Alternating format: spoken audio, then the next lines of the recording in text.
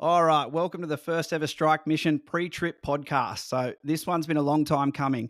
A lot of you guys have seen the clips. You've seen all the monster fish, the wild places, the dream trips with mad men and women pushing the limits out there. And now it's time to actually go and show it for real. So we're kicking off Aclassic Strike Missions with a series of raw and real trips around the world.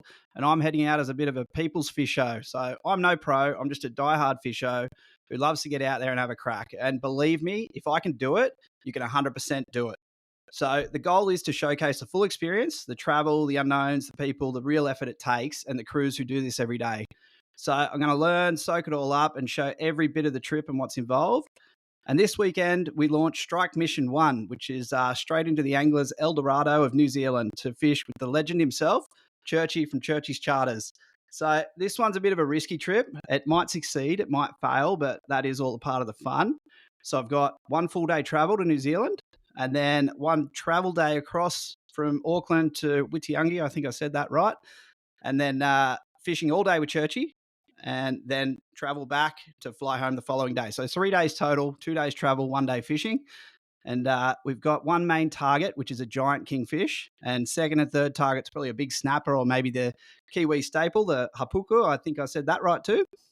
So I hope these trips inspire you to back yourself a bit and book a ticket. If you got a charter or a place you reckon we should head to or a person to learn off, then shoot us a DM on Instagram or leave a comment. We'll see what we can do.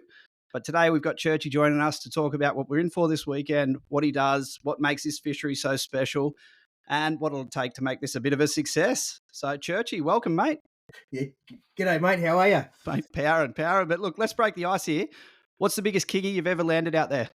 Oh, 32 kilos, our biggest one so far. But there's a bigger one out there. I hope there is, mate. Yeah, they're absolute monsters, you know. 32 kilos. How long is that roughly? We actually had one that was longer that weighed less. So we had one that was 1.39 to the V. Yep. That was 30 kilo, and this one was 1.34 to the V. So I guess you had another 10 centimeters. Big doing the measurement you guys like to do in Australia. So yeah. More weight, mate, say Long push. But mate, give us an intro. So for those who haven't heard of you or Churchy's Charters, who are you and what do you do? So we're Churchy's Charters. We're based out of Whitianga. I was close to saying it right. Yeah, no, you were close. So yeah, Whitianga on the east coast of the Coromandel Peninsula, New Zealand. So we specialise in targeting kingfish and snapper. We do hapuku, blue nose trips as well. But yeah, it seems like the kingfish is what everybody wants to catch these days. So been doing it for about 8 or 9 years now, loving it, and yeah, living the dream. How good's that, mate? What got you into it, and why'd you start the charter itself? Mad fisherman, basically. Bought myself a boat. Oh, it would have been 10 years ago, brand new boat, and thought, started going fishing, this, and that, and thought this is quite expensive to run. So I said, you know what, I'll spend a little bit more money. I'll get into survey and try to do the odd weekend charter. Now we're sort of full-time. Well, we are full-time. We've been full-time for 8 years. So it's pretty hard case and how things develop over your dream, getting into it and getting quite busy with it, actually. It's really good. The dream's paying out. So, mate, take me out there. A day on the water with you. What's the vibe like? Describe the day out with me. Oh, we try to always have fun, mate. So we start pretty early. Well, not too early. A lot of fishermen start a lot earlier than we do, but we go sort of 7 a.m., pick customers up and go, well, we target mackerel, jack mackerel or yak as you guys call them in Australia. Target them, try to fill up the bins for them, 50 plus if we can, but we'll take what we get if it's hard. And that's all part of the thing too, it's all good fun catching the fish, but when you've got to do the whole cycle of it, you got to catch the bait fish to go catch the fish, and there's a lot of pressure on. It's cool. It's it's the whole cycle of it really. So once we do that, we sort of head out depending on time of year and things like that, whether we go left or right out of the bay or straight out, or we've got a few areas. So we've got the Audubon Islands, we've got the Mercury Islands, and we've got Curvier Island. All in those areas, there's a lot of reef structure, and it's all volcanic sort of reef structure, and we're very blessed, I could say, with having that reef structure there and in abundance as well. So it's a lot of areas we can fish and a lot of places we can catch kingfish from. So it's almost unlimited, really. Yeah, that's what we want to hear. And what about, tell me, how do I say the name of the place again? Whitianga. Whitianga. Yeah. Okay. Paint the picture of that place for us. What kind of fishery is it? What makes it so special out there? Well, it's got a bit of fishing history. So some people say it's a small drinking town with a fishing problem. So it's not too bad. It's very famous for its fishery here in Whitianga. It had a big marlin sort of fishery history. I think it's the biggest billfish competition in the world is run out of here annually in March. The Kubota That's it. Billfish Classic. So we had shotgun starts of 450 boats boosting off, and it's pretty cool to see. But that's sort of like it's a fishing town, really, isn't it? It's cool. A lot of batchy houses around and things like that, and a lot of people sort of they'll come down on their holidays and whatnot, do a bit of fishing. There's a few other things to do and whatnot as well, but yeah, it's really water orientated. Love it. Absolutely love it. So this time of year, as far as kingfish go, are they seasonal? Like, what are we looking for at this particular time of the year? Obviously, I'm coming, so I fly over this Saturday, fish with you this Sunday coming. So the kingfisher, well, we get them all year round. So it just it changes year throughout the year of where you get them, how you get them, and things like that. So more winter months we'll be going deeper. So we're going to look at fishing the Orderman pins if the weather allows us, hopefully. Um, and if we can get out there, we're going to be looking at pinnacles that come up to the shallowest one's about 70 meters, and the Jeez. deepest one's about 90 meters. Yep. Generally in the 70-meter one, you'll be fishing 10 meters off the bottom at 60. And like when you get to the deeper ones as well, it's always 10 meters off the bottom at this time of year for some reason. The kingfish like to go deep. When you come to sort of October, and the water starts warming, and I guess they're feeding up to start spawning, they'll actually move up in the water column to sort of 50, 40, and 30 meters, even sometimes breaking the surface. So there's different times that are better than others, but we get them all year round, and we tend to get a lot of fat ones in the winter time as well. Okay. Yeah. And then what's the absolute peak time of year for big kingies? I've got a few favourites. So out in the deep pins, my favourite time of year is probably the last 2 weeks of October and going into the first 2 weeks of November. That is primo kingfish fishing. Right. You hit the nail on the head and get the right day. You can be doing a drift and catching 5+ of them. No way. Yeah, it goes nuts. But yeah, so that's pretty cool. And then sort of coming into January, it's sort of like February, March, April. We get a really good bite in the shallow water. So we'll be slow trolling live baits as opposed to dropping them on top of pins. And I love that type of fishing. That's probably my favourite style of doing it. Right. It's probably not as productive as the pins. Like, you're not going to get the numbers, but you're going to get better fish. And the fight is, I find it more intense. You got some places you can see the bottom and they can see the bottom, and I get to drive the boat off and try and rip the kingfish off the reef. And customers, I've had them planking over the back of the boat before they're even pulled out. It's absolutely hilarious. It's good fun, man. It's I'm a big fan of the shallow water stuff, especially when it goes off. It is insane.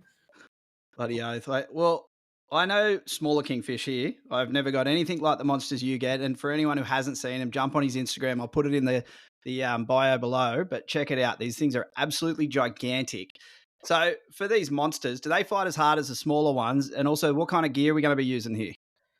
So I guess every kingfish is different. So you can get a 20-kilo one that'll fight you like a 30-kilo one, or you get a 20-kilo one that'll fight you like a 15-kilo one. So I guess they're unique in a way, like we are. I don't know if that makes sense, but Yeah, everyone's got a personality. Some people have got a bit more fight in them than others, and things like that. So yeah, they're all the same. But so we it's got a sponsorship thing with Okuma New Zealand and Composite Development Rods here. So it's awesome. We work well with them, get a bit of advertising, and do a bit of advertising for them as well. And they're great gear. So we're looking at the Makara 15s is what we'll be running overhead. Right. And the Makara 10,000 spins. I'm not sure if you used them before, but I haven't. No. Year, really grumpy. A little bit heavier than some of your sort of like Shimano and Daiwa things, but I find the longevity of those reels outlasts. Yeah, okay, yeah. No, I'm looking forward to checking those out. I've never actually used them before, so that'll be good. Yeah, And what sort of line are you rigging up with? We're running 80 pound. 80 pound, the big Yeah, stuff. it's a Suffolk branded multicolored braid. Yep. Reason being, we find them on the sounder and say we'll see them at 60, so we just get you to drop 6 colours, 10 meters of colour. Try land it on their nose and see if the little buggers are hungry. But yeah, so it's pretty heavy gear. We've got a 150 pound trace from braid to swivel with the sinker sitting on it on top of the Yep. swivel, and then we run a 100 pound fluorocarbon from there to the hook. So Jeez. depending on the day you can get a bit of leader shyness out of the kingfish. Yep. So if you're running a 130 pound fluoro or something, they might not touch it, but you drop it down to 100, and they might be all over it. So it's interesting how it happens sometimes. Beautiful. I can't wait to see it, mate. But another thing we're actually doing on this trip, which I think is a good thing to do on future trips as well. We've got another fellow, Bryn from Joint Ventures, who's he's an epic creator out there, and I'm looking forward to getting out there with him. But he's been on me anyway, mate. He wants me to bring some top water gear because he reckons he knows a few spots. So what do you reckon out there for kingies on top water? He loves a bit of top water, that boy, and he's not Doesn't bad. he? Mate, he's bloody good at it. He does a good video on it too. He does. Yeah, he's been making some really awesome videos lately, so it's quite cool. So I've known Bryn for a while now. We used to work together on a building site, and Yep. yeah, it's a bit of fun. And he's always been into his fishing, and yeah, lately he's been catching some monsters on the topwater stuff. Yeah, hasn't he? Are they recently? I assume so. Yeah, it's he's going fishing quite a lot. Freaking out more than me at the moment. Well, he's on to me, mate. I'm thinking like I'm in two minds. So I fly out of Newcastle at 6 a.m. I get to Brisbane at 7:20. Yep. Then I got to go round to the international. I've only got an hour and 20 minutes to get from domestic to international and check in and go. So I'm sort of, I know it's stupid of me. I didn't even think. So I'm sort of in two minds about bringing some gear or not. But what do you reckon, mate? Worth bringing some top water gear? Hey? I got a top water set up for you, mate. But you will find the bite in the top water stuff will be a lot better in your sort of Aprils and March, Aprils. Yeah, gotcha. Things like that, even coming into May. The water might be getting a bit cold now for it. Also, if we get the weather that I'm hoping we don't get, it might be pretty choppy on the surface too. So, yep. Yeah, it could make it quite hard. But, I mean, world's your oyster and anything can happen. And we've got top water gear and we've got the lures and stuff. So if you don't feel like bringing it, we've always got it here. Bloody yeah. So that's your thing. On your charter, does anyone have to bring any gear in general? No, so we our price includes all fishing gear, bait, ice tackle, everything like that. So all the people have to bring is their lunch and their beverages and walk on, walk off, basically. So it's pretty easy. We try and make it as simple as possible, and yeah, how good's that? And we sort of touched on it a bit before, but you know the mission: flying over Saturday, driving across Sunday, and we're going fishing. Yep. How's the weather look? What's your gut feeling about it all? From obviously we're a bit of the way out at the moment. Another Monday today. We're going on Sunday. Yeah. So a bit far out at the moment. What's your gut feeling though? How's it all looking for us? Well, we've got a westerly wind, which is a bonus. Unfortunately, at the moment, the long range is telling us it's about 20 to 30 knots. But, so it's not looking too good at the moment. But I generally don't really take a notice of the weather until we're sort of at least 3 days out. Okay, that's good.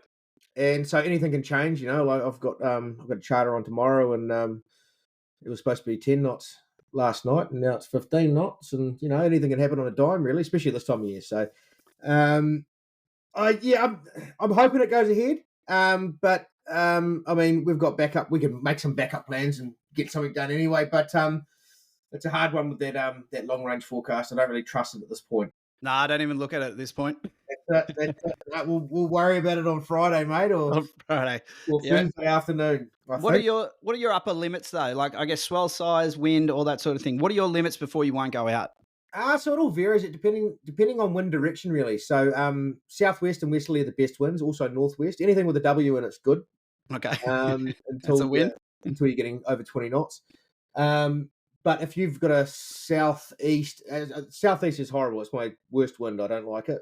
But easterly and northeasterly are just as bad as well. So anything with the east in it's pretty average. Anything with W in it's not too bad. If you're looking at 15 knots with the east in it, it's going to be pretty average. Yep. And if you've got 15 knots with the west in it, it's looking like we're going to be going. So it's quite. I guess they're quite different to each other. We're coming from the west. There's a big mountain range in the Coromandel Peninsula, and it does block a bit of that wind coming through as well. So Right. Well, yeah, that's a win. and Hopefully, mate. Hopefully. But what does a dream session look like out there? So, ignoring the forecast, what are we looking for the absolute dream day? well, it all starts at the bait, so we don't think about too much until we've got the mackerel in the tank. So yeah, if the mackerel go off, I've got a big smile on my face at that point already. So it's one of those things, you get the bait, and then it depends if I've been out the day before or a couple of days before as well, and got a fair idea of what the bite's going to be, where it's going to be, and things like that. So the less I have to hunt for them, the better. I guess more time with rods in the water. Yeah, so at this time of year, like we've done it that many years now, we know sort of roughly where they're going to be at the certain times of year. Yep. And we try to, we fish the same areas in the same sorts of times of the year. So it's, how would you say it? I don't know. It's pretty foolproof for you guys. It can be, but and also you can get your hard days as well. It is fishing, but yeah. Yep. Yeah. And what about if you don't get any bait? You got backups? You do jigging or anything for these things? You can jig for them, but we haven't got bait before, so hopefully. Oh, that's good. Well, hopefully we're not a first. Well, I'll put it this way: we'll spend till 11 o'clock in the morning to get bait before. Yeah, right. From 7 to 11 to get bait. Yep, definitely. Yeah, okay. And then you head out. How long are you out there for? We sort of get back to the wharf around 4. Go from about 7 till 4. Okay.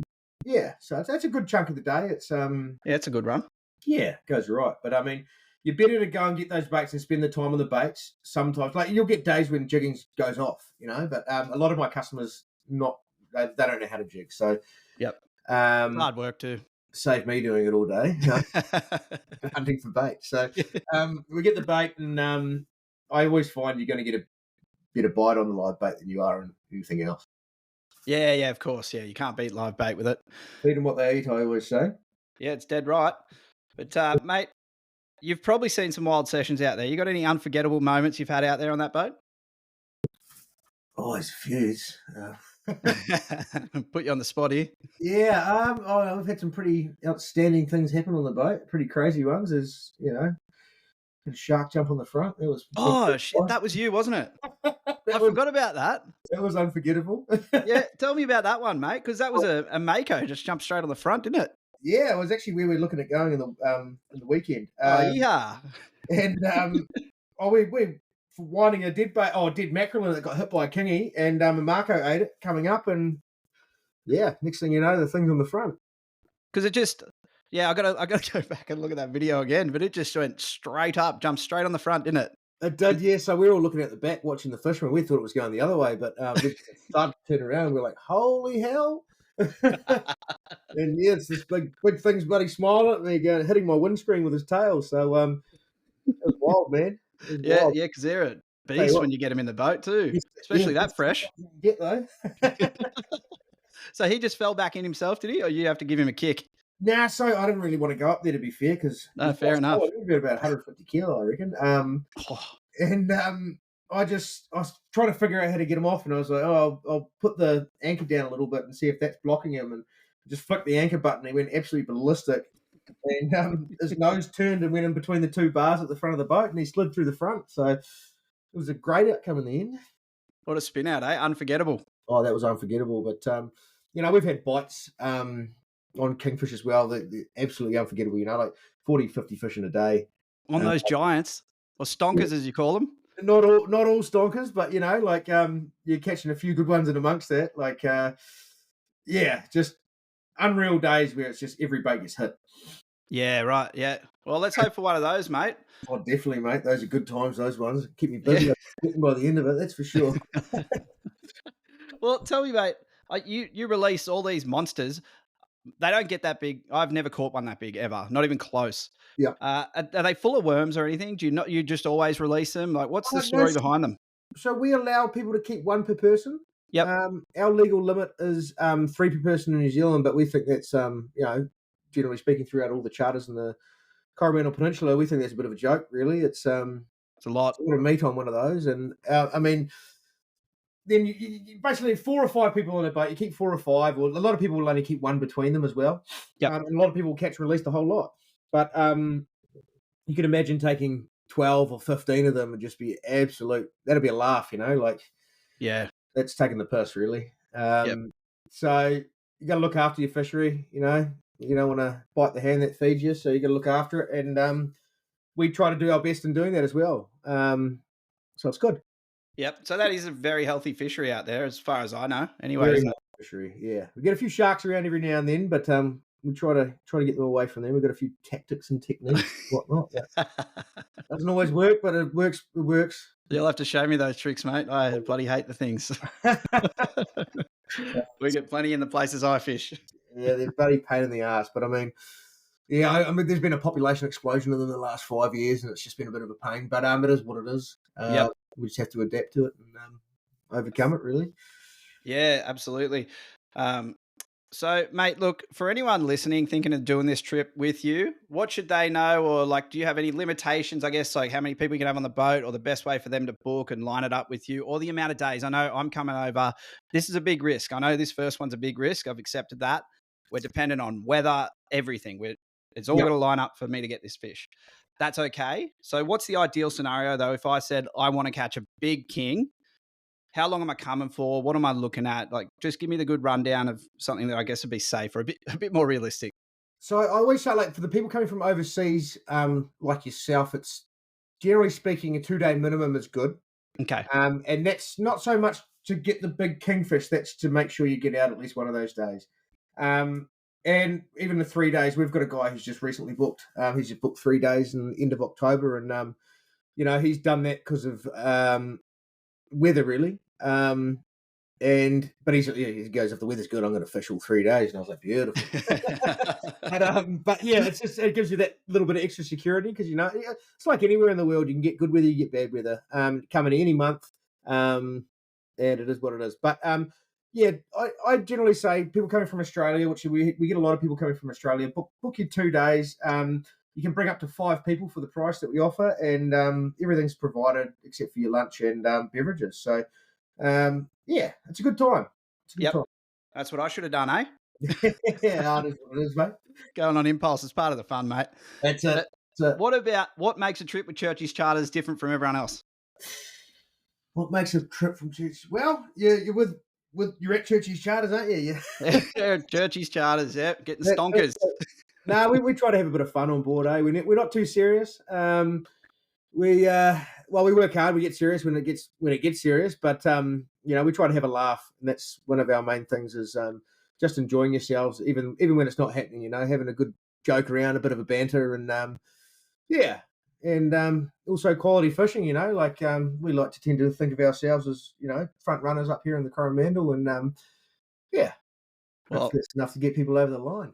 Mate, I'm completely hearing you. To be honest, when I was looking for charters, there's a few around, and it was the good vibe. Aside from the fish, obviously the quality fish, the good vibes is what was like. God, it's Churchy. I got to go with Churchy. I got to go check this out and see what it's about. That's the one. Hey, it's all about laughs at the end of the day. You're there to have a good time, mate. So we have a laugh, it's a win. That's it, man. That's a very important factor for us. So yeah. So I'm in the right spot. What the other thing actually? So I was between bluefin or kingies. And I've always wanted to get one of these big kingies, so I sort of leant towards that. But do you ever get the bluefin around your area? We do get them. So my ticket doesn't allow me to go out to get them personally. But I do a mate's try. I did one last year. We didn't get one. But we've got just 2 hours straight out in the Pacific Ocean for us to go and get them. So you really got to pick your weather. Yep. A lot of guys do it. A lot of guys have a lot of success. I don't do a hell of a lot of game fishing, to be honest with you. I more stick to my staple sort of kingfish, snapper, harpooker, blue nose. And yeah, it seems to work for me, but I don't know. You can't get a better eating fish than bluefin, can you? A bit of bluefin belly's good, isn't it? Yeah, it's pretty unbeatable. Plus, they're big fish. They're a mean fighting fish too. Yeah, now I'm going to have another crack this year. I'm going to have another crack at it. I just want to get one for the table. So, yeah, we'll get out there and we do a bit of nighttime jigging. Is the new thing here in New Zealand. What's that? So they go jigging for bluefin at night. Oh, jigging. Yeah, right. There's some pretty sweet videos out there. Some of the lads have caught, 150 kilo sort of models on bloody jigging setups, kingfish setups, On the jig too. Jeez. Yeah, absolutely wild. It's taken off here, eh? It's yeah. that's On what the people are into, that's it's quite a cool thing to come over and do as well. Yep. Well, that's once I can tick this bloody big kingie off, that's my next sort of want Yeah. in New Zealand. Is Well, I a can steer you in the right direction anyway, mate. That's all I need. That's for But sure. look, weather aside, give us a prediction. Like, what are we going to get? We'll get kingies. We'll get Some. kingies. Yep, yep. What You about have to work snapper? hard for 'em, but you'll get them. Oh, I'll work hard. That's all right. Did you ever get any bycatch? You getting snapper out there as well or anything? Yes, so, generally speaking, we try to get, like, 50 plus baits if we can do it. Yep. And one of those reasons is because you'll be surprised at how quick you go through them. So, some of them will get plucked off by snapper. Sometimes you'll get the snapper and, they're at this time of year, we're getting quite a few snapper on the live baits as well. Also, you'll get them turning in. We call it turning inside out, but it's just the hook turning around and going to the gill plate of the mackerel. Then it kills it, and once that's happened, they're not the same. So you got to put a fresh one on. You got to be loaded with fresh baits, basically. Yep. Yeah. So Okay. Well, Churchy, mate, look, I appreciate your time. I'm absolutely pumped to get over there. Sunday morning, we're on one way or the other. We'll see how it goes. But, beauty. mate, for anyone out there who's interested in checking out Churchy's charters, I'll put it on the website, aclassic.co. We'll put Churchy's, all his details in the bio. Check it all out. Going over to film this weekend. Hopefully have the video out in a couple of weeks, and hopefully we absolutely nail it. Awesome. Thanks for having me, Dan. No worries at all, mate. Looking forward to seeing you. Legend, buddy. We'll see you on Sunday. Cheers, buddy. Cheers, bro.